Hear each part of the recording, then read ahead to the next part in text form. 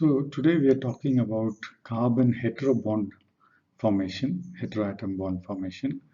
This is different only from the carbon-carbon bond formation, which we have already discussed extensively. And the carbon-carbon bond formation was rewarded with a Nobel Prize to Neghishi, Suzuki, and Heck. Unlike the carbon-carbon bond formation, carbon heterobond formation is not so well decorated. Basically, this reaction proceeds in a very similar fashion to the carbon-carbon bond formation, which is pictured here. And in the carbon-carbon bond formation with still a reaction, for example, a group such as R, an vinyl or an aryl group, which is sitting on the tin atom, is transferred to the aryl moiety in a two-step process with the palladium catalyst. The carbon nitrogen and carbon oxygen bond formation is extremely similar. It has been studied by two people, Hartwig and Buchwald, both from prestigious universities, Yale and MIT. And one of the contributions or one of the emphasis is in the replacement of palladium with earth-abundant metals, the so-called earth-abundant metals, which is the 3D transition metal series. So instead of using palladium, we would use nickel.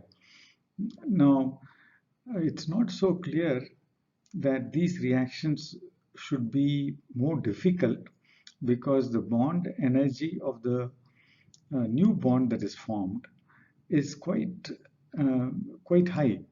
CO is worth 114 kilocalories per mole. Cn is also above 100. And so these bonds are extremely strong. And so there is no reason why they should be more difficult to form. The reaction itself was discovered in 1983.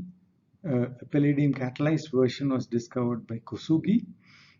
And this reaction is identical to the Stille reaction, except that you now have, instead of a vinyl group, you have an NR2 group, which is transferred from the tin onto the aryl group. So this transfer is what we are talking about, and it is restricted in the sense that you cannot use a primary amine. It has to be a secondary amine. Only a secondary amine can be used in this process. There is an additional restriction in the Kosugi reaction, and that happens to be more restrictive. No functional groups on the aryl moiety, which is this other substrate. On the aryl moiety, you cannot have functional groups. Then they are not proceeding as expected. So these are reactions which proceed through oxidative addition, and the first step of the reaction is essentially the same as that of the palladium catalyzed Heck reaction or the Neghishi reaction. You have oxidative addition of ArBr onto a palladium 0 intermediate. So this is the palladium 0 intermediate that you start out with. You might be adding a palladium 2 species, but in the presence of the phosphine, the palladium 2 is reduced to palladium 0, and it oxidatively adds on ArBr, which leads to an intermediate which is a palladium 2 species. The palladium 2 species now undergoes something like the transmetallation.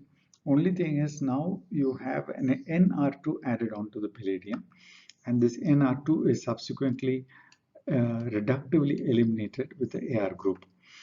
How do we know these things? Some of these intermediates have been characterized, have been isolated, and more recently, Hartwig has reinvestigated these reactions with bulky phosphines on the palladium. This essentially removes some of the limitations, and the reaction works under milder conditions than the Kosugi reaction.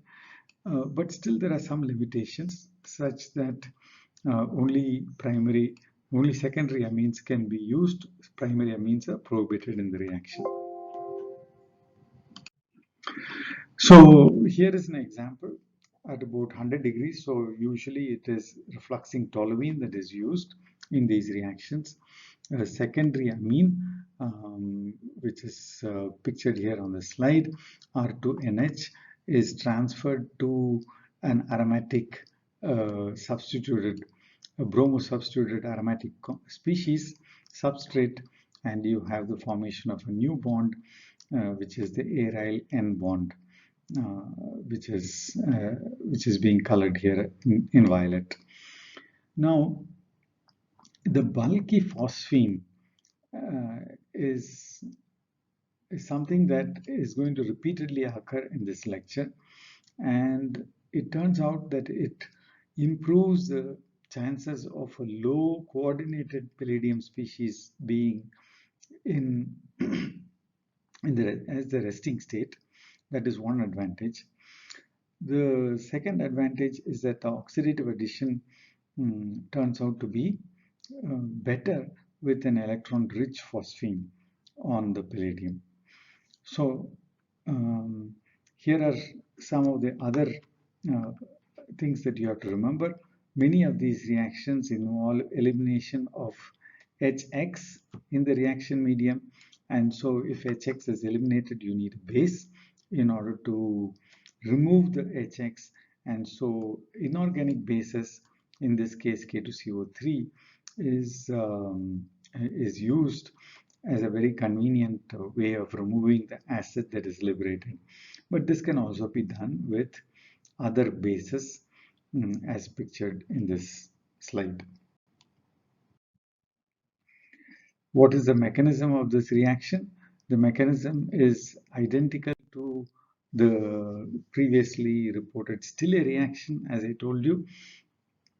Very simply put, you have an oxidative addition to form a palladium-2 species, which then undergoes an HX elimination with a secondary amine, giving rise to palladium catalyst, which has got an AR group and an NR2 group.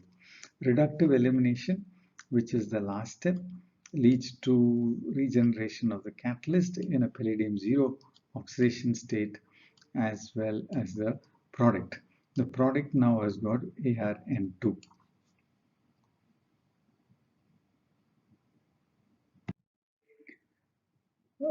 Remember, we told you that primary amines will not work, and that is because in the step that is just prior to the reductive elimination, it is possible that if you have another hydrogen sitting on the nitrogen, you can have a reductive elimination of the AR group and the hydrogen.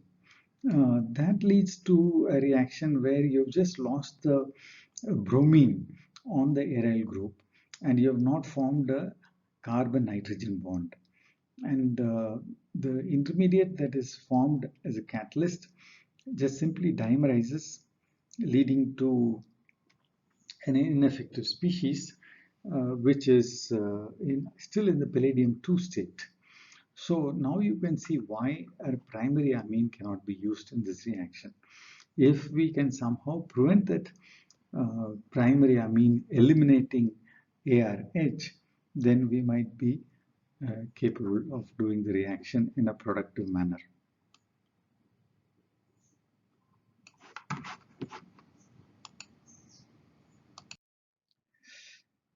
So we have explained why primary amines do not work. We can we can proceed further and compare it with the Neghishi reaction. The Neghishi reaction basically has got uh, exactly identical catalytic cycle. Only thing is now you are adding a carbon palladium bond instead of a nitrogen palladium bond. The higher temperature that is required is no doubt due to the fact that now in the Kosugi reaction or the modified reaction which is being studied in recently with palladium is that the palladium nitrogen bond has to be broken as opposed to palladium carbon bond, which no doubt is stronger. This palladium nitrogen bond is stronger, so making this reductive elimination more difficult for this reaction.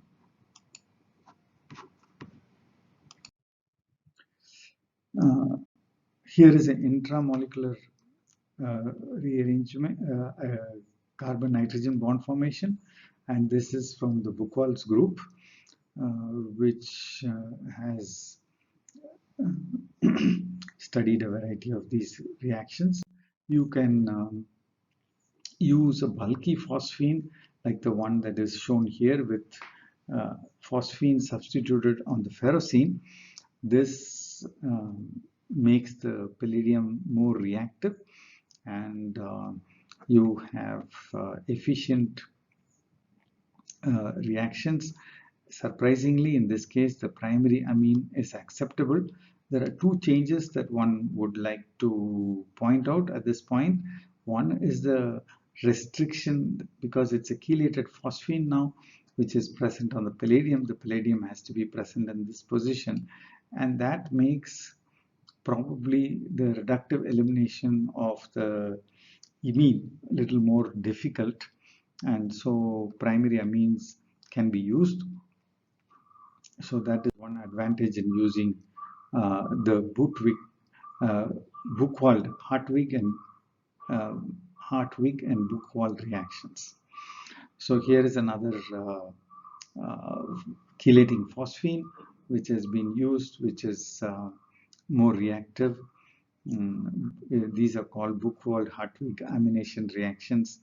A variety of electron-rich and sterically demanding phosphines have been used, and also the base, inorganic base that one has to use very often, cesium carbonate is used as a base, which is more difficult. Potassium tertiary butoxide is more readily available, but definitely these inorganic bases make the reaction proceed in a better fashion.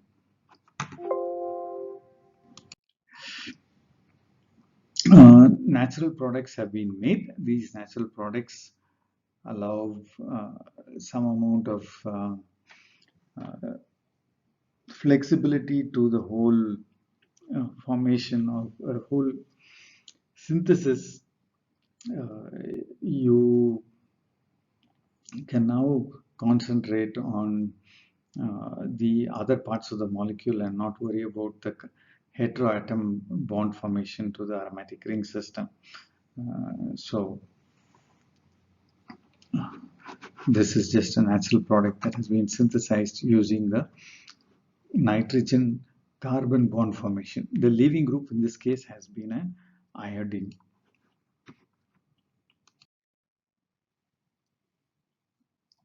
One more, which is a CO bond formation. The principles are the same. In this case also, it's a CO bond formation. Only thing is you replace the palladium with a nickel, and that is a significant advantage or a significant improvement in the reaction. In our group, we have looked at copper 1 because copper 1 is equivalent to nickel 0 and palladium 0. So this could as well be catalyzed by copper as a copper 1 as a catalyst.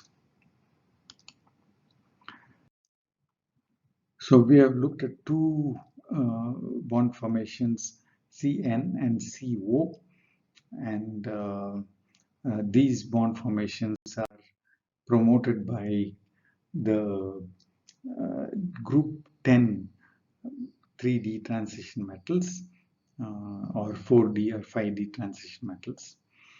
I have two special reactions here, and these are basically examples where a heteroatom has been introduced using a masked substrate. I will show you exactly what I mean in a minute. Here is a Grignard reagent which can be transferred to the nickel. This is your substrate now, which can form a cyclic product by elimination of the hydrogen which is present in this position, the position that I am indicated here, the hydrogen here, and the benzylic CH2 group can react or can eliminate, and one can form tertiary butyl benzene and this cyclic molecule.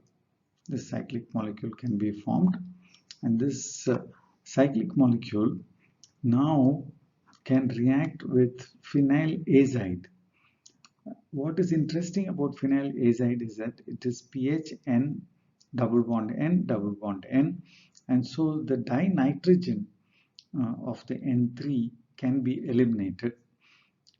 If you have phosphorus PR3 in the reaction medium, which you have coordinated to the nickel, that can react with, or that can react with the PHN3 and liberate azophosphine.